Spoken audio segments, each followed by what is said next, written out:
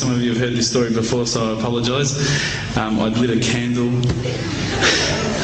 I had the window open, I had the curtains drawn, you know, I was trying to get that really spiritual feeling. It was a nice summer night in Melbourne, as summer as it can get in Melbourne, and I was sitting there thinking, this is it, you know, this is the night. I'd been, you know, investigating all the spiritual proofs, all the scientific proofs about the fact that the mountains are the pegs, about, you know, how the embryo develops inside, you know, the woman, all these amazing proofs, but I still needed that little push. It's like I was on the edge of a cliff, I was ready to jump, I just needed a push. So I was sitting there, it was very quiet. I was reading Quran, and I stopped. I said, Allah, this is my moment. This is the time I'm about to jump into Islam. All I need is just a sign. Just a little sign, nothing huge, maybe a bolt of lightning.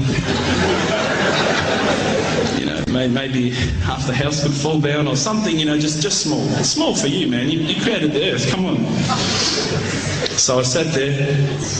I was waiting for the candle to start lighting up to 4 metres high like in the movies. And I go, okay, go.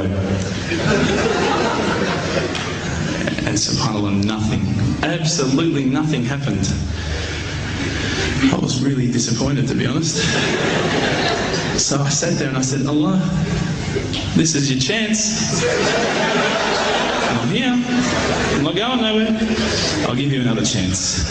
Okay, maybe you were busy. You know, I know it's daytime over the other side of the world. There's a whole lot of stuff going on. Maybe this time it could just be like a car backfiring. You know, something small. All right, half the house, the candle. Let's forget that. A bird could fart outside. I don't care. Just anything. So I said, okay, go. And subhanAllah, absolutely nothing happened. And I mean, I couldn't have even said, oh, that was it. That creak just then in the wall, that was it. Absolutely nothing happened. I was really disappointed. I was gutted. I was sitting there thinking, this is it, you know, this was my last chance, Islam, and I haven't found it. I pulled back the Quran, I turned back to where I was reading. SubhanAllah, the very next verse on the next page, for those of you who ask for signs, have we not shown you enough already? Look around you, look at the stars, look at the sun, look at water. These are the signs for the people of knowledge. SubhanAllah.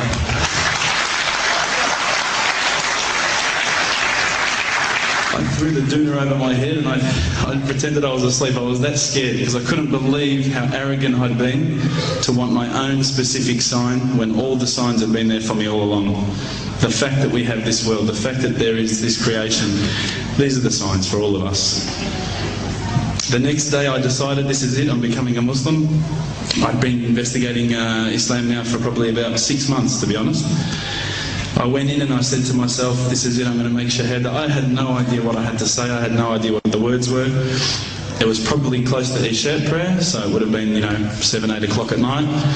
I went in and I couldn't believe it, there was about 1,000 people at the mosque. I thought, subhanAllah, look at this religion. Look at how strong they are. It was the first night of Ramadan.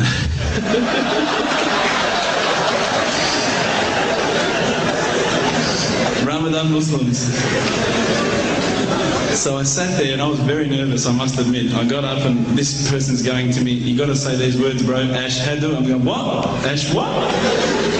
Can't I just say it in English? No, they say no, you got to say it in Arabic. And I thought, looked out over the sea of beards that I could see in front of me and I thought, if I get these words wrong, I'm a dead man. Again, I had this fear, you know. And they were staring at me, and I don't know if you know this, but Australians can't stare. Lebanese people can stare. So I was sitting there, I was very scared. I got up, and subhanAllah, as soon as I started to say the words, all fear went out of my mind. It felt as though a shower was inside my head and someone had just turned on the cold tap. It felt like I'd been flushed clean. I said the words, and I wasn't expecting so many brothers to come up and yell, Takbir, Allahu Akbar, and start kissing me and hugging me. Now, I'd never been kissed by that many men in my life. But it was a beautiful day, I must admit. And that day was the day that I had more brothers than I could ever imagine, more sisters as well. But I guess since that day I've never looked back. My family, I think, initially were very worried that I was going to be, I guess, a little bit weird towards them. That they thought that I was going to break out the AK-47s and the grenades. But they realised, I think, soon that this religion was actually making me a better person. Prior to Islam, you're not going to believe it, I had a mohawk. I did. I had, I'm not going to show you any photos. I had army greens, I had the Metallica t-shirt, I had the cherry docks. I was shocking, right? I thought I looked great, but I looked terrible. And alhamdulillah, ever since then I look as good as I do now. No, don't laugh, please.